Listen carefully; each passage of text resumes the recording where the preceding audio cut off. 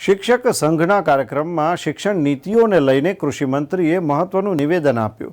તેમણે કહ્યું કે રાજકારણના રવાડે ચડી ગયા પછી પીટીસી થયો અને લોનું સનદ પણ મેં મેળવ્યું, પરંતુ બધું જ મફતમાં મને મળ્યું છે તેવું રાઘવજી પટેલે બતાવ્યું હતું.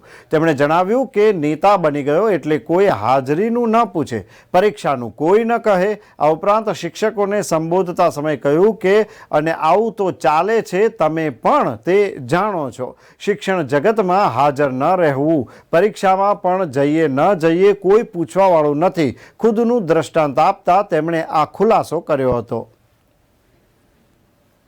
એને મહત્વ આપવું એ મારી તો પહેલી ફરજ છે. અને અમે થોડોક શિક્ષણનો જીવ હતો મારો જીવ, મેં વખત કીધું છે કે ભણીને ટીચર થવાની ઈચ્છા હતી, પીટીસીએ કર્યું. સંજોગોવશાત પહેલું વર્ષ હજી ચાલુ હતું, લોકસભાની ચૂંટણી આવીને દોલત બાપાના રવાડે ચડી ગયો, પરીક્ષા નહોતી થઈ, બાપાએ ચૂંટણી હારી ગયા ને મારું વરસ ગયું. પછી રવાડે ચડી ગયો પણ પરીક્ષા દીધી, પીટીસીએ થયો, પછી આર્ટ્સમાં ગ્રેજ્યુએટ પણ થયો અને લોનો ગ્રેજ્યુએટ થઈને સનદે મેળવી. પણ એ બધું મફતમાં. નેતા હતો એટલે કોઈ હાજરી પૂરે નહીં, પરીક્ષાનું કોઈ પૂછે નહીં. અને તમે જાણો છો કે આંધો હાલે છે. પણ નસીબ જો કે વકીલ થયો એ જ મહિનામાં હું ધારાસભ્ય થઈ ગયો, સનદ મળી એ જ મહિનામાં. એટલે મેં કાયદેસરની વકીલાત નથી કરી ફી લઈ, પણ સીધી લોકોની વકીલાત પ્રજાના પ્રતિનિધિ તરીકે કરવાનું મારા ભાગમાં આવ્યું.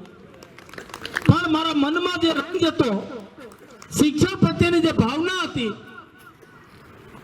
એ જ્યાં મને તક આવી આ ભાઈએ બતાવ્યું કે 1985માં મેં મોટા ઇટાણા હાઈસ્કૂલ કરાવી ગ્રાન્ટેડ, પછી ધ્રોલ તાલુકાના મોટા ગરડિયા કરાવી, પછી લાલપુર તાલુકાના નાના ખડબા કરાવી, જામનગર તાલુકાના નારણપુર કરાવી, ધ્રોળમાં આર્ટ્સ એન્ડ કોમર્સ કોલેજ કરી, બીએડ પીટીસી અને અમારા સમાજની બહેનો માટે માધ્યમિક ને ઉત્તર માધ્યમિક શાળા ગ્રાન્ટેડ કરાવી, છાત્રાલય પણ કરાવ્યું. એટલે ગ્રામ્ય વિસ્તારમાં જ્યાં શિક્ષણની સુવિધાઓ ઓછી હતી ત્યાંના લોકોને સ્થાનિક માધ્યમિક અને ઉત્તર માધ્યમિક થી લઈને કોલેજ સુધીનું શિક્ષણ મળી રહે એના માટે ધ્રોલ ને કાલાઓ અને કોલેજો પણ કરાવી. પણ આ બધું કરાવ્યા પછી એની પાછળ પૂરું ધ્યાન આપવા જેટલો સમય મારી પાસે નહોતો,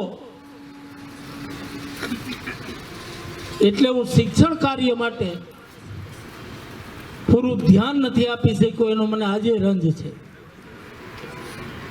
સદનસીબેથી સંસ્થાઓ હાલે છે, પણ મેં કીધું એમ જ્યારે આજે નિવૃત્તિ વિદાયમાન જે લે છે શિક્ષક ભાઈ બહેનો, એને તમે વિદાયમાન આપો છો